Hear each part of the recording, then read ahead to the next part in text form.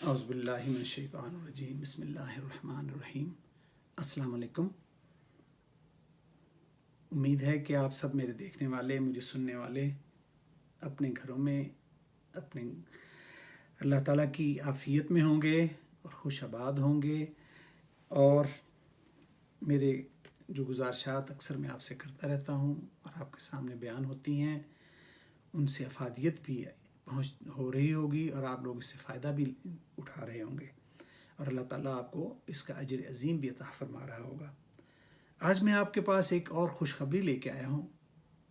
بہت سارے دوستوں کو پتہ ہوگا، لیکن بعض ایسے بھی ہیں جو میرے جیسے جو بھی پڑھتے ہیں اور پڑھ کے سمجھنے کی کوشش کر رہے ہیں، ان کے لیے میں یہ خوشخبری زیادہ دینا چاہ رہا ہوں کہ وہ کہتے ہیں جی دوست ہمارے کہ جی نمازیں پڑھ پڑھ کے بوڑھے ہو گئے ہیں، فلانا ہو گیا ہے، یہ ہو گیا ہے۔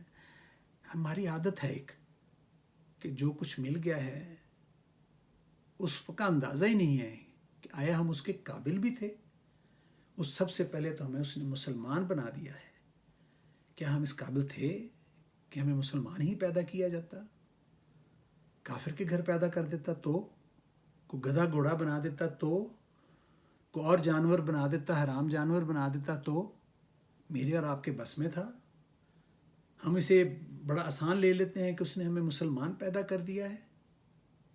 نہیں، آپ دیکھیں کہ کتنے بڑی دنیا ہے، کتنے بلین لوگ ہیں، کافر ہیں، ظالم ہیں، جابر ہیں، اور ان میں کچھ پرسنٹیج ہے، صرف کچھ پرسنٹیج ہے مسلمانوں کی۔ تو آپ اسے فار گرانٹیڈ نہ لیں کہ آپ مسلمان ہیں یا آپ نے کوئی بڑا تیر مارا ہے جس لیے آپ مسلمان ہیں۔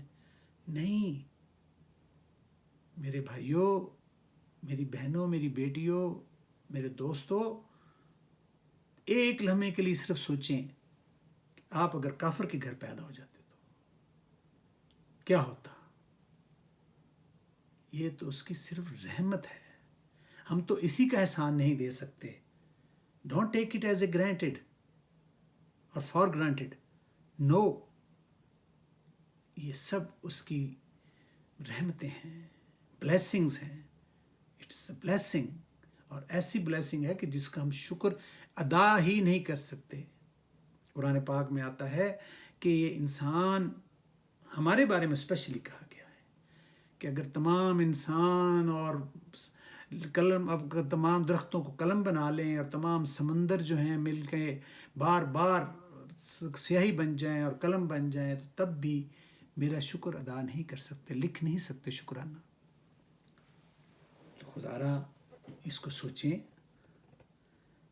اور آج میں اسی سلسلے کی ایک بات اور آگے بڑھانا چاہتا ہوں، خوشخبری جسے کہہ رہا ہوں کہ ہر روز، ہر رات کے پچھلے پہر اللہ پاک تو ہمارے شارک سے بھی قریب ہیں، فرماتے ہیں کہ تم سانس بھی لیتے ہو، دل میں بھی کوئی بات سوچتے ہو، تو میں وہ سن رہا ہوتا ہوں، دیکھ رہا ہوتا ہوں۔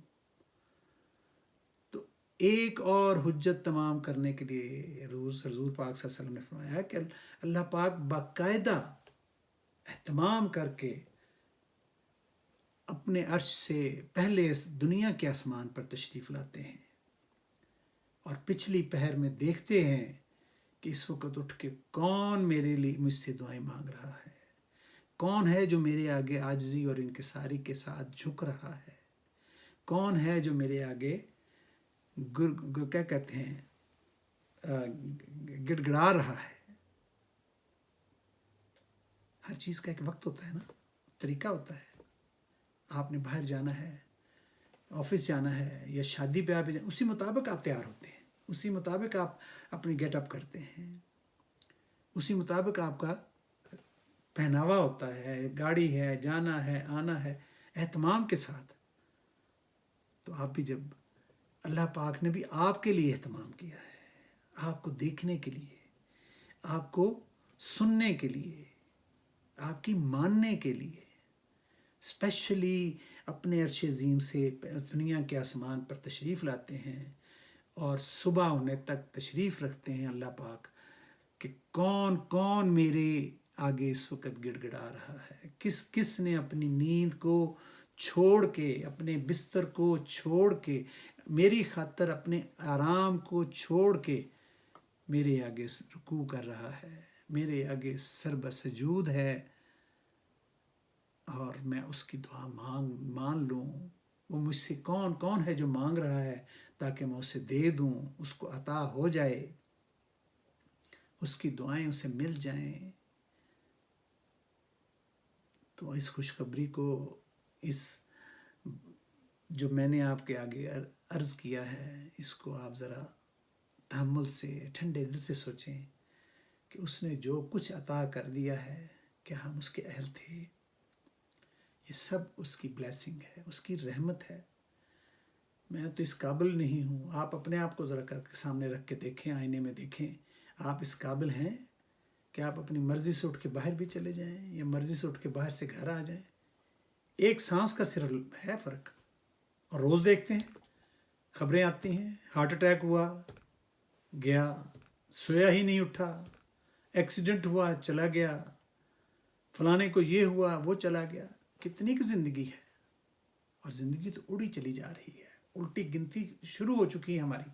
جس دن پیدا ہوتا ہے اسی دن ہی بچے کی الٹی گنتی شروع ہو جاتی ہے، الٹا ہونا گنتی کا ٹائم شروع ہو جاتا ہے کہ اس نے 60 سال بھی جینا ہے، یا 18 سال جینا ہے، یا 15 سال، یا 6 مہینے، یا سال، یا 100 سال، جتنا آپ سوچ لیں لمبی عمر ہوگی، وہ اس وقت تک گنتی الٹی ہو گئی ہے شروع۔